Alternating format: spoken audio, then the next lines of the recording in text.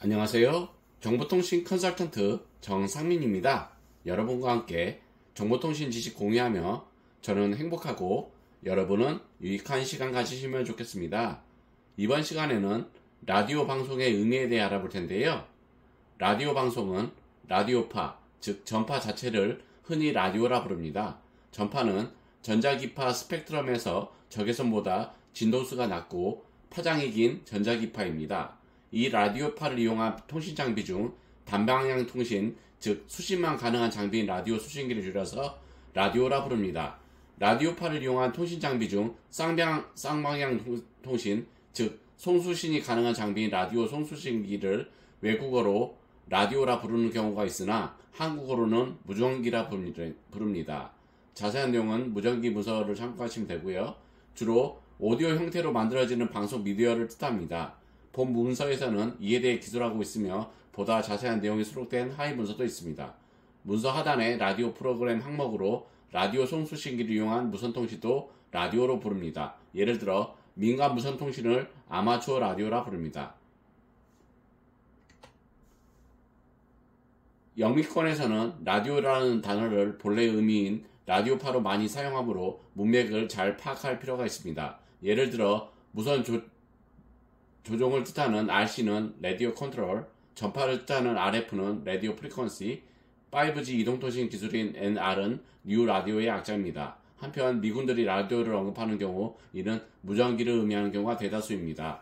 라디오 방송 통신은 사용 주파수대에 따라서 장파방송, 중파방송, 단파방송, 초단파 방송으로 분류됩니다. 각각의 전파 특징에 의해서 중파는 광역방송에, 단파는 주로 해외방송에, 그리고 초단파는 가시거리 방송 등에 사용되고 있습니다. 라디오 방송은 텔레비전보다 역사가 더 오래된 대중방송 매체입니다. 라디오에서도 텔레비전에서처럼 예능, 교양, 뉴스, 드라마를 하기도 하며 라디오에도 아나운서가 있고 기자가 있고 라디오 배우가 있습니다.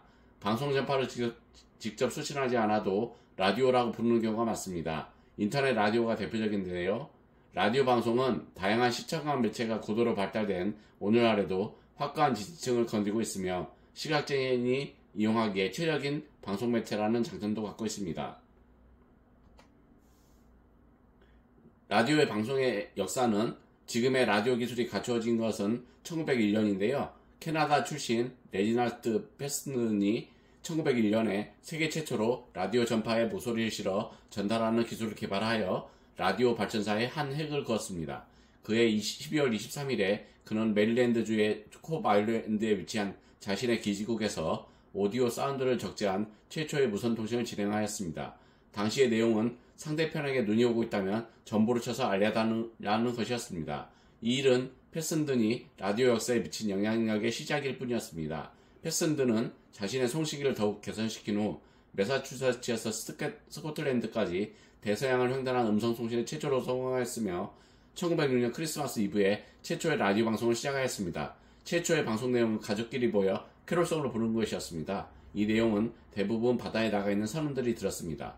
1920년 11월 2일 미국 펜실베니아주 피츠버그에서 세계 최초의 상업 라디오 방송국인 KDKA가 개국했으며 첫 프로그램은 개국일에 치러진 1920년 미국 대통령 선거 개표방송이었습니다.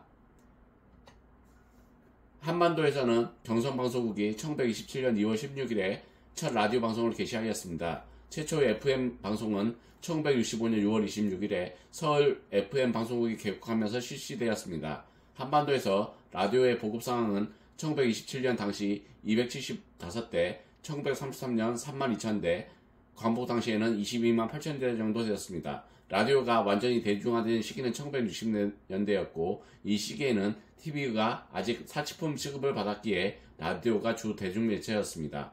한국에서는 1960년대 초 박정희 정부 시절 농어촌에 라디오 보내기 운동을 하면서 전국적으로 라디오가 보급되었습니다.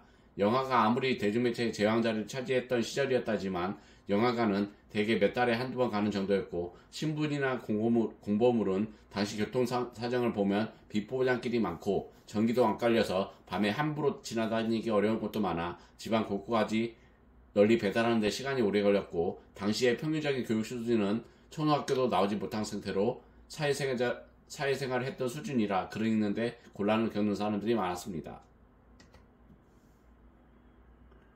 전자기기의 역사를 이야기하면서 라디오를 빼놓고 이야기할 수 없을 정도로 전자기술의 발전상과 라디오의 발전상은 완벽하게 일치합니다. 극초기 저만용 광석절정을 이용한 원시적인 물건을 시작해 진공관 트랜지스터, 집적회로, 컴퓨터의 상용화 이후에는 DSP 수신기 및 SDR까지 이어졌습니다.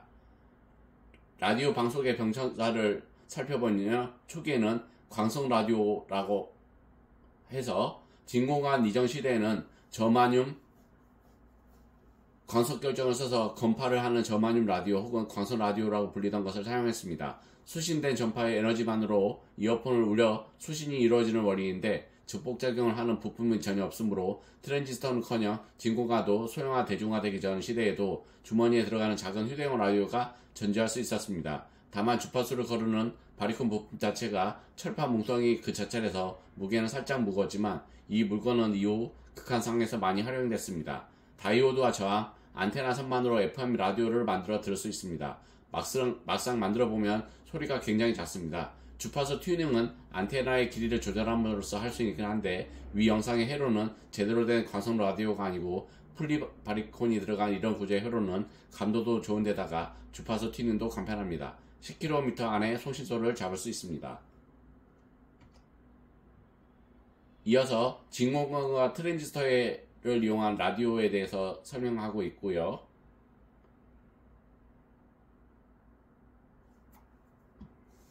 트랜지스터의 등장으로 라디오의 덩치가 대폭 작아졌으며 진공관과 비교가 되지 않게 소모 전력이 줄어들어 건전지만으로도 라디오의 전력 공급이 가능해졌다고 표현되고 있습니다.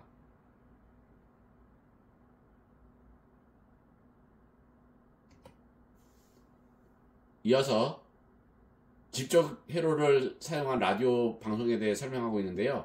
IC가 등장하면서 매우 복잡했던 복조 회로를 칩 하나로 만들 수 있었습니다. 종전에 휴대용 트랜지스터 라디오는 아무리 작아도 노트 정도의 크기를 갖고 있었지만 IC 라디오는 손바닥만한 크기로 주머니 안에 휴대가 가능했으며 전력 소모도 낮아 9V 배터리 하나로 며칠씩 사용이 가능했습니다. 유일한 약점은 탑재된 스피커가 초소형이라 소리가 자꾸 음질이 상대적으로 낮았다는 점 때문에 IC 라디오 전용 청취 장치인 모노럴 이어폰이 널리 보급되게 되며 주변 사람을 신경 쓰지 않고 혼자 라디오 방송을 청취할 수 있게 되자 휴대용 라디오의 활용 범위와 보급률은 더욱 증가하였습니다. 이는 1980년대 휴대용 음악 플레이어인 워크맨의 탄생으로 이어지게 됩니다. 디지털 기술과 라디오에서 DSP 방식 수신이 사용되는데요.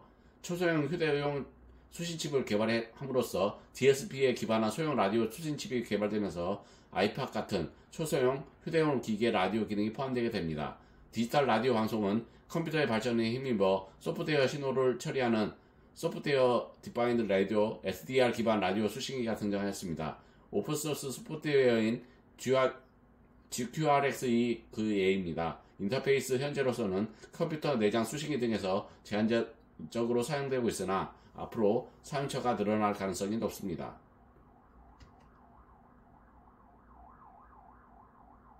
현재 라디오는 텔레비전, 인터넷, 스마트폰 통해 밀리면서 위상이 크게 줄어들었으며 일부 국가에서는 효용성을 이유로 라디오 송출국 수를 줄이거나 방송국을 폐국하기도 했습니다. 그래도 라디오 방송은 대규모 재난 시의 비상방송이나 교통방송 같은 특수 분야에서 계속 수요가 있습니다. 또 기술과 자본이 부족한 개발도상국에서는 여전히 유용한 정보 획득 수단입니다. 전기공사 비용까지 개인이 내야 하거나 여건상 공사 자체를 엄두도 못 내거나 전기요금조차 부담스러운 지역이 아직 흔합니다.